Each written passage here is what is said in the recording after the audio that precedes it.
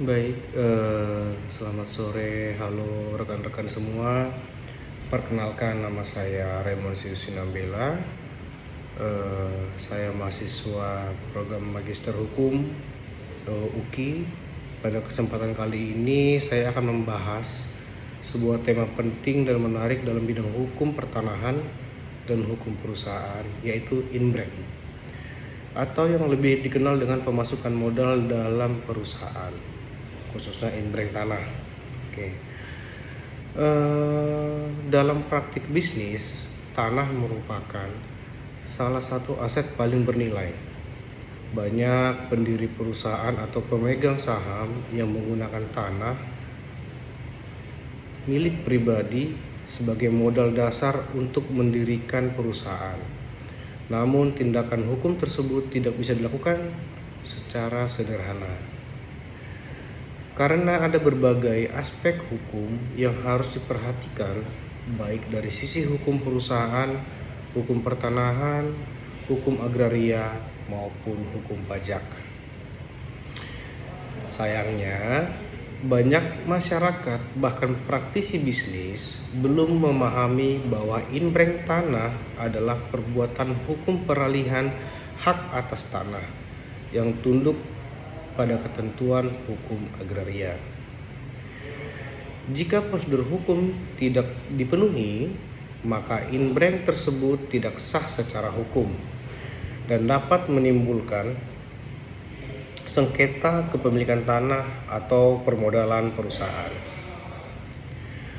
Karena itu, dalam vlog ini saya akan menguraikan secara mendalam mengenai yang pertama, pengertian dan konsep inbrank itu sendiri.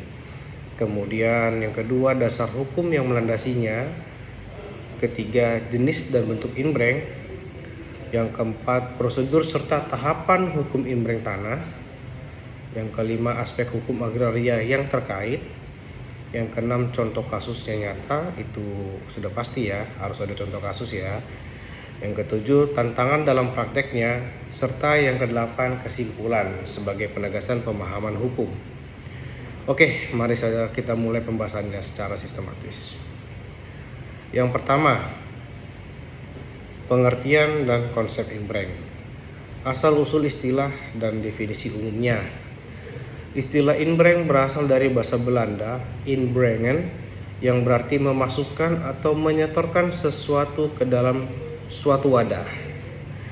Dalam konteks hukum korporasi, inbrank berarti pemasukan modal ke dalam perusahaan oleh para pendiri dan atau pemegang saham yang dapat berupa uang tunai maupun barang bernilai ekonomi.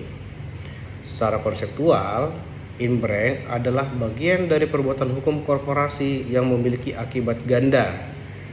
Di satu sisi, meningkatkan modal perusahaan. Di sisi lain, mengalihkan kepemilikan suatu barang dari individu kepada badan hukum.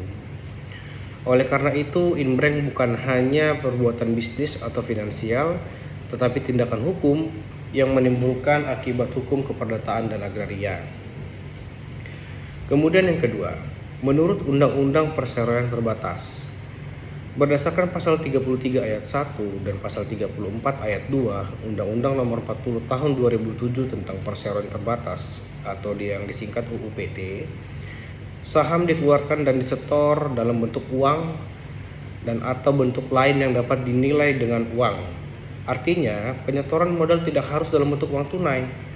Barang termasuk tanah dapat dijadikan modal asalkan dapat dinilai secara objektif dan dipertanggungjawabkan secara hukum. Yang ketiga, makna yuridis inbrank. Secara hukum, inbrank tanah merupakan perbuatan hukum peralihan hak atas tanah dari pemegang hak perorangan kepada badan hukum perusahaan sebagai bentuk penyertaan modal yang diimbangi dengan pemberian saham. Dengan demikian, terjadi dua konsekuensi hukum. Yang pertama, alih kepemilikan hak atas tanah dari individual ke badan hukum, kemudian pemberian saham atau kepemilikan dalam perusahaan kepada pihak penyetor. Inbrank bukan hanya transaksi bisnis, melainkan perbuatan hukum bilateral yang diatur oleh hukum agraria dan hukum perusahaan secara bersamaan. Yang keempat, perspektif teori hukum. Dalam teori hukum perdata, inbrank termasuk perbuatan hukum real karena mengakibatkan perpindahan hak atas benda. Sedangkan dari sisi hukum perusahaan, inbrank merupakan tindakan korporasi yang mempengaruhi struktur modal dan komposisi kepemilikan saham. Keterpaduan dua rezim hukum ini yang menyebabkan inbrank tanah menjadi isu hukum yang kompleks dan perlu pengaturan yang sangat hati-hati. Dasar hukum inbrank. Inbrank tanah diatur di Indonesia oleh berbagai peraturan yang saling berhubungan dan berkaitan, dan berikut penjelasan mendalam tiap dasar hukumnya. Yang pertama, Undang-Undang Nomor 5 Tahun 1960 tentang Peraturan Dasar Pokok-pokok Agraria atau disingkat UUPA. UUPA merupakan dasar utama dalam seluruh urusan tanah di Indonesia. Pasal 4 ayat 1 menyatakan bahwa atas dasar hak menguasai dari negara ditentukan adanya macam-macam hak atas permukaan bumi yang disebut tanah. Kemudian pasal 16 ayat 1 menjelaskan jenis-jenis hak atas tanah, termasuk hak milik, hak guna usaha HGU, hak guna bangunan HGB, dan juga hak pakai. Pasal 21 ayat 1 menegaskan bahwa hak milik hanya dapat dimiliki oleh warga negara Indonesia, bukan oleh badan hukum. Konsekuensinya adalah perusahaan tidak dapat memiliki hak milik. Oleh karena itu, tanah milik tidak bisa langsung diinbrank ke perusahaan tanpa konversi hak. Dengan demikian, UUPA mengatur batasan penting badan hukum seperti PT yang dapat memiliki tanah dengan status HGB, HGU, atau hak pakai. Kemudian Undang-Undang Nomor 40 Tahun 2007 tentang perseroan terbatas atau disingkat UU PT.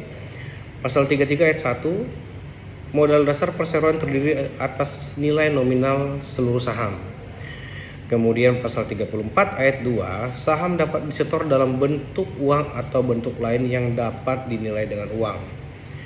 Pasal 35 ayat 1, jika saham disetor dalam bentuk selain uang, nilai tersebut harus ditetapkan berdasarkan penilaian independen. Maknanya adalah tanah yang diinbrank harus dinilai oleh penilaian independen atau appraiser agar nilai modal yang dimasukkan tercatat dengan wajar dan tidak menimbulkan manipulasi pastinya. Ketiga, Peraturan Pemerintah Nomor 24 Tahun 97 tentang pendaftaran tanah, di mana terdapat pasal 37 ayat 1 yang berbunyi peralihan hak atas tanah hanya dapat didaftarkan jika dibuktikan dengan akta yang dibuat oleh pejabat pembuat tanah atau PPAT. Inbrank merupakan bentuk peralihan tanah sehingga harus dituangkan dalam akta PPAT, akta inbrank. Tanpa akta ini peralihan hak dianggap tidak sah dan tidak dapat didaftarkan di kantor pertanahan. Kemudian PP nomor 37 tahun 98 tentang jabatan PPAT. PPAT memiliki kewenangan membuat akta autentik peralihan hak atas tanah termasuk perbuatan pemasukan modal atau inbrank. Akta PPAT menjadi bukti autentik yang wajib ada dalam setiap proses inbrank tanah. Kemudian Peraturan Menteri ATR BPN Nomor 9 Tahun 99 mengatur tata cara pemberian pembatalan dan perubahan hak atas tanah. Relevan karena sering kali tanah yang diinbrank merupakan perubahan status, misalnya hak milik menjadi HGB. PMK nomor 52 garing PMK titik 10 garing 2017 mengatur perlakuan pajak terhadap inbrank dalam rangka restrukturisasi usaha apabila inbrank dilakukan dalam rangka pendirian atau restrukturisasi perusahaan, maka dapat diberikan fasilitas pembebasan PPh BPHTB sepanjang syarat formal terpenuhi. Kemudian jenis dan bentuk inbrank berdasarkan objek. Yang pertama, inbrank tunai, penyetoran modal berupa uang. Kemudian inbrank barang, penyetoran modal berupa benda berwujud seperti tanah, bangunan, kendaraan atau mesin. Berdasarkan waktu pelaksanaan, inbrank saat pendirian perusahaan dicantumkan langsung di akta pendirian. Nilai tanah menjadi bagian dari modal disetor, disertai bukti akta PPAT dan sertifikat tanah. Dilakukan mulai rups luar biasa yang menyetujui penambahan modal non tunai, dituangkan dalam akta notaris dan akta PPAT terpisah. Bentuk hak atas tanah yang dapat diinbrank. hanya tanah dengan hak guna usaha. Ini biasanya untuk usaha pertanian dan perkebunan. Kemudian HGB, hak guna bangunan untuk mendirikan bangunan. Kemudian hak pakai untuk penggunaan tertentu. Tanah hak milik tidak bisa langsung diinbreng ya, karena badan hukum tidak boleh memilikinya. Solusinya apa? Yang pertama, mengubah status menjadi HGB atas nama perusahaan. Yang kedua, memberikan hak guna bangunan di atas hak milik pribadi dengan perjanjian khusus. Kemudian prosedur dan tahapan inbreng tanah.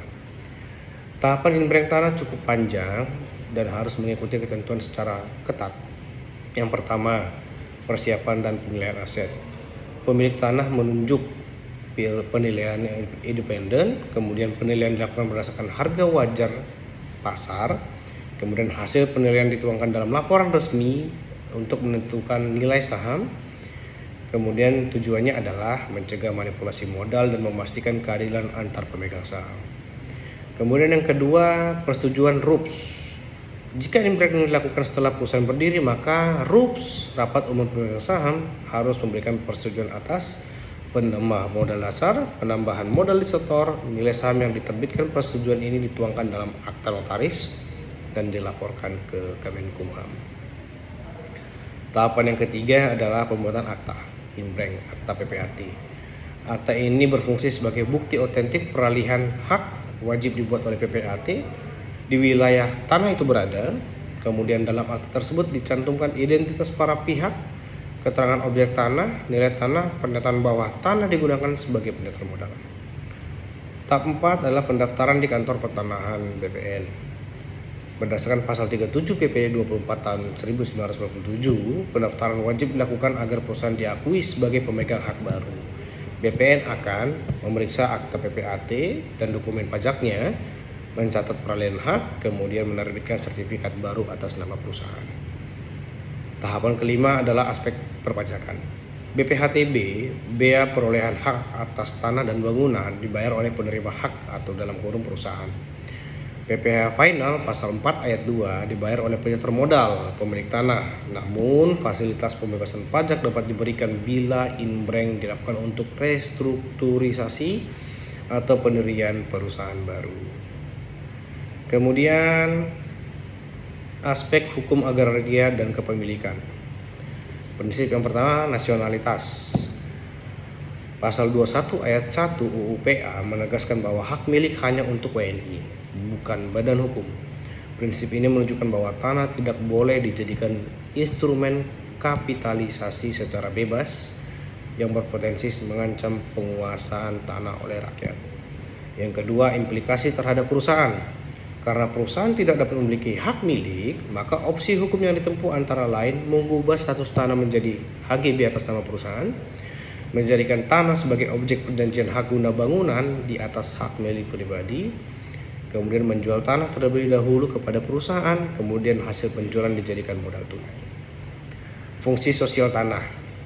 Pasal 6 UU PA menyatakan bahwa setiap hak atas tanah mempunyai fungsi sosial. Artinya meskipun tanah menjadi bagian dari modal perusahaan, penggunaannya tidak boleh merugikan masyarakat atau melanggar tata ruang. 4. Keterkaitan dengan asas keadilan dan kepastian hukum.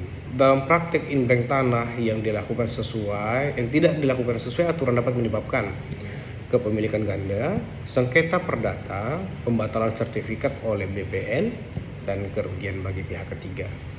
Asas kepastian hukum dan keadilan menuntut agar setiap inbreng dilaksanakan secara tertib, administratif, dan sesuai dengan ketentuan hukum yang berlaku.